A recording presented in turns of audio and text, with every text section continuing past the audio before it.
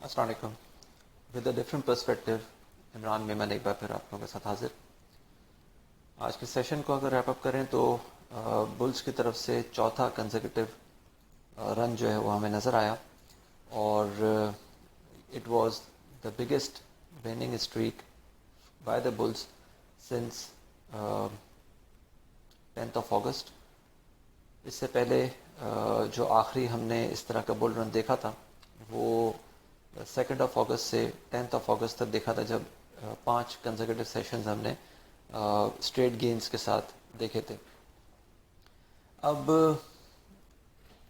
Index ने जो दो बड़े अचीवमेंट हासिल किए हैं या दो बड़े अचीवमेंट किए हैं वो बेसिकली एक तो जिसको हम कह सकते हैं कि जो 4th कंसेक्यूटिव सेशन हमने देखा है वो एक बड़ा अचीवमेंट है। And the second part is के इंडेक्स ने 20 एक्सपोनेंशियल मूविंग एवरेज यानी कि 20 डेज एक्सपोनेंशियल मूविंग एवरेज के ऊपर जो है सेशन क्लोज किया है। और ये फर्स्ट टाइम हमने देखा है सिंस अगर मैं डेट की बात करूं तो ये हमने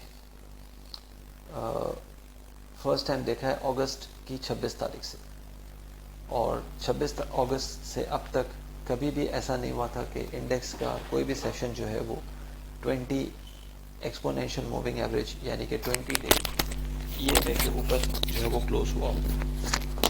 ये अपने आप में एक और बड़ी अचीवमेंट है। प्लस वॉल्यूम्स की बात करें तो वॉल्यूम्स भी हमने बढ़ते हुए देखे हैं। और जो थोड़ा सा मैं वॉल्यूम्स को एक्सप्लेन कर दूं, बहुत सारे लोग जो है वो कंफ्यूज हो जाते हैं और फिर कमेंट्स में जो है वो उल्टी सीधी बातें कर रहे होते हैं। देखें, वॉल्यूम्स का बढ़ना, अगर वॉल्यूम्स अपसाइड पे बढ़ रहे हैं यानी कि अभी तो देखें, अभी तो मार्केट अपसाइड पे नहीं है ना। ये मैं बात उस वक्त करता था जब हम 43,000 के आसपास थे या एक की रेजिस्टेंस के आसपास थे। उस वक्त जब वॉल्यूम बढ़ रहे थे तो नज़र ये आ रहा था कि अग्रेसिव सेलिंग जो है वो हो रही है या अग्रेसिव डिस्ट्रीब्यूशन हो रही है। उसका रिजल्ट हमने देखा कि एक ही महीने में मार्केट 40,400 के लो पे भी खड़ी हो गई, यानी कि मार्केट ने ऑलमोस्ट 3,500 पॉइंट जो है लूज कर दिए। अब मार्केट अपने लो के आसपास ही है, 40,400 से 41,600 हो गई, 1200 पॉइंट मार्केट ने गेन किया। लेकिन मार्केट अभी भी उस लेवल से 18 अगस्त के लेवल से तो अभी भी 2000 पॉइंट्स डाउन है या 2200 पॉइंट्स डाउन है। और अगर उससे पहले की बात करें तो अप्रैल के मुकाबले में तो और भी मजीद डाउन है। अब इस सिनारियो में तो मार्केट तो अभी फॉल के अगेंस्ट अंदर ही है ना, और किसी किस्म का कोई हमने जो है अभी किसी किस्म का कोई जिसको कह सकते हैं कि कोई स्पार्क नहीं देखा। ये तो सिर्फ करेक्शन ऊपर की तरफ आ रही है।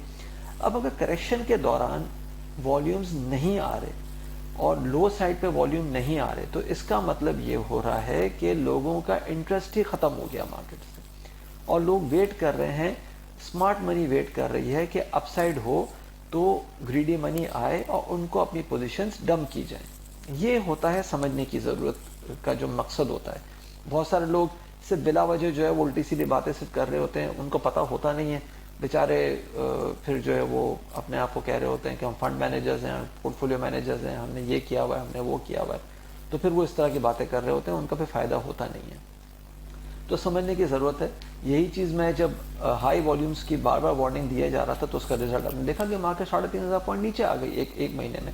और उससे पहले जब जून में ये बातें करता था या अप्रैल में बातें करता था तो आपने फिर देखा कि मार्केट उसके बाद तो फिर जब नो कॉन्फिडेंस मोशन वाली बात हुई थी तो उसके बाद तो मार्केट पे 39,600 पे आ गई थी। तो अभी भी मार्केट अपने बुलिश रिवर्सल में नहीं है। मार्केट अभी सिर्फ एक अपसाइड करेक्शन ले रही है, अपने आप को करेक्ट कर रही है, अपने इंडिकेटर्स को करेक्ट कर रही है जो ओवरसोल्ड हो चुके थे, बस। तो one has to see, one has to understand कि मार्केट का बिहेवियर क्या है। मार्केट का बिहेवियर इस वक्त नेगेटिव ही है, मार्केट का बिहेवियर इस वक्त बेरिश ही है। और ये 2 या 3 स्टॉक्स पे मार्केट अगर चल जाती है या मार्केट के पॉइंट्स बढ़ जाते हैं तो मार्केट की फर्दर वीकनेस को जाहिर कर रही है। आप देखें ना, परसों हमने देखा कि हब पावर ने डिविडेंड दिया 15 रुपये। हप्पा को कैप लगाया 3 करोड़ शेयर के साथ, 3 करोड़ के वॉल्यूम के साथ, क्या वो कैप कल सस्टेन हुआ? क्या वो कैप आज लगा? नहीं लगा ना। इसका मतलब ये हुआ कि जिन्होंने डंप करना था वो डंप करके चले गए, और आज जो बेचारे इंडिविजुअल्स थे जो इस चक्कर में बैठ गए थे कि हम जो है वो डिविडेंड अवेल करेंगे, वो आज भी फंस गए, कल भी फंस गए थे। इसी तरह से अगर हम टीआरजी की बात करें तो टीआरजी एक वाहिद स्टॉक है जो मार्केट को लेकर चल रहा है। अगर टीआरजी में ट्रेडिंग खत्म हो जाएगी तो क्या मार्केट बंद हो जाएगी? मतलब लग तो यही रहा है ना कि भाई टीआरजी की ट्रेडिंग खत्म हो जाएगी तो मार्केट रुक जाएगी। This should not be there. मतलब मार्केट का अगर सेंटिमेंट प्रॉपर तरीके से लेके चलना है या मार्केट को प्रॉपर तरीके से एक अपसाइड बनानी है तो मार्केट के सारे सेक्टर्स को, सारे नहीं तो कम से कम 50% या 60% सेक्टर्स को तो एक साथ चलना होगा ना। और बजाय इसके कि मार्केट का जो 30% या 25% वॉल्यूम को एक स्टॉक ले जाता है, जैसे मार्केट में आज ही मैंने देखा तो मार्केट में 126 मिलियन शेयर्स का काम हुआ है। उस 126 मिलियन में से अगर आप मिसाल है टीआरजी के 21 मिलियन निकाल दें तो मार्केट में क्या बचा? सिर्फ 120 मिलियन या 125 मिलियन, सॉरी 105 मिलियन।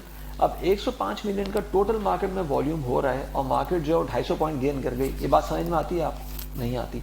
तो ये चीज़ भी समझने की ज़रूरत है कि भाई क्या किसी एक स्टॉक पे हम क्या डिपेंडेंट है या किसी एक सेक्टर पे डिपेंडेंट है? मतलब क्या इतनी वीक हो गई है मार्केट हमारी, या इतना पार्टिसिपेशन खत्म हो गया है कि हम खाली एक या दो स्टॉक से पीछे डिपेंडेंट है? ये नहीं होना चाहिए। This is the point that one has to understand.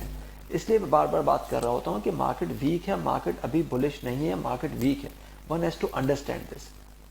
दूसरा, ठीक है, इंट्राडे बेसिस पे मार्केट ने ब्रेकआउट अटेम्प्ट लिया है 20 EMA के ऊपर, और अब जो हमें लगा कि कुछ वॉल्यूम्स के साथ ये हुआ है तो इसका मतलब ये हो रहा है कि मार्केट में एक शॉर्ट टर्म बेसिस पे मार्केट ने ब्रेकआउट अटेम्प्ट लिया है। अब वो ब्रेकआउट अटेम्प्ट मार्केट को कहाँ तक लेके जा सकता है ये देखने की ज़रूरत है। और ये इनिशियली हम देख सकते हैं कि 41,720 से 41,770 तक मार्केट की एक या इंडेक्स की एक मूव बन सकती है आने वाले सेशन में।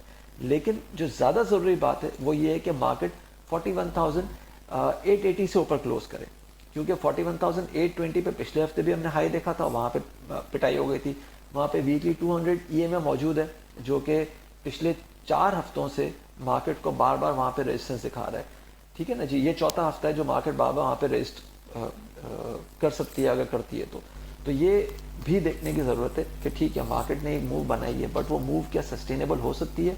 उसके लिए बहुत ज़रूरी है कि मार्केट आने वाले सेशन में 41,000 या जो हफ्ता है वो 41,880 से ऊपर क्लोज करे, जिसके चांसेस बज़ाहिर बड़े कम है, क्योंकि मार्केट ने 4 हफ्तों से उसके नीचे मार्केट ने 4 हफ्तों से वहाँ पे जो है रेजिस्टेंस महसूस की है। इसलिए one has to be cautious, one has to adopt profit taking approach, अपने पुराने होल्डिंग्स पे प्रॉफिट टेकिंग की अप्रोच अपनाएं ताकि कैश फ्लो मेंटेन हो सके और आप कुछ और पोजीशंस दोबारा से ले सकें अगर मौका मिलता है तो। अपसाइड पे मैंने बता दिया 41,700 से 750 इनिशियली, अभी 41,810 से 860 मैक्सिमम इंडेक्स को जाता हुआ देख सकते हैं। जबकि डाउनसाइड पे 41,490 पे एक अच्छी सपोर्ट बन चुकी है इस वक्त। लेकिन अगर 41,400 से चीज़ें नीचे रहती हैं तो फिर 41,320 से 41,260 तक हम चीज़ों को मज़ीद जाता हुआ देख सकते हैं। अपना ख्याल रखिएगा, अपनी राय से प्लीज़ ज़रूर आगाह कीजिएगा। थैंक यू, अल्लाह हाफिज़।